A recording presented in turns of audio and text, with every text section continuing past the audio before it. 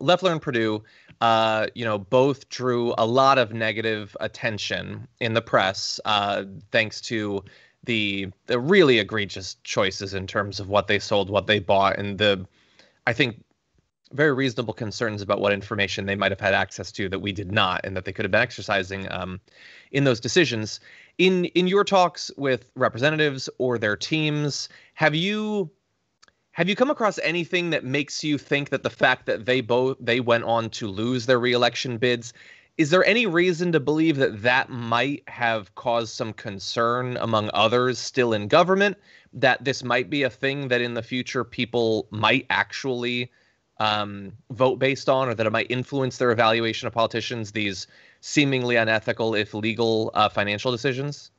Quite possibly, and there's no telling where this is all going to land, but I've seen two things. Number one, you have some members of Congress who have changed their habits. I've talked to a couple of offices who have already said, well, look, we are going to put all of the congressman's assets or congresswoman's assets in a blind trust. So they will have no idea what is happening with their financial assets. It's just simply not going to be open to them. They're going to be as clueless as we are. And others who have decided that they're just not going to buy and sell stocks anymore. So again, that's kind of on the voluntary end.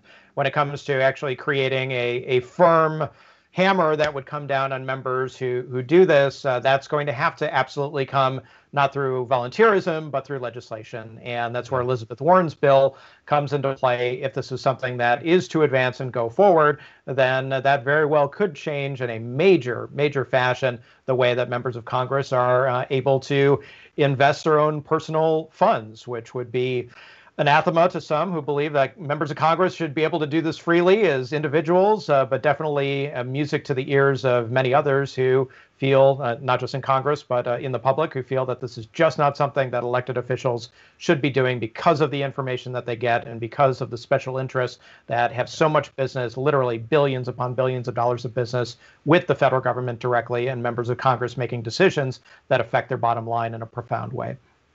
Okay. Well, we will certainly be watching to see what happens with Senator Warren's legislation. I'm sure you'll be watching as well. I think I know where this is going, but you never know. Maybe we can be surprised by American politics, and hopefully we'll talk about it in the future.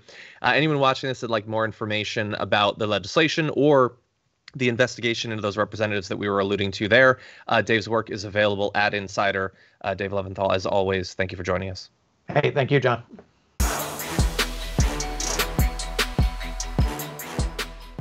For more political news, breakdowns, interviews, stories of activism, and me trying my hardest to care about the occasional big celebrity news story, subscribe to our YouTube channel at youtube.com/The Damage Report. And you can ring the bell wherever it is so you don't miss anything.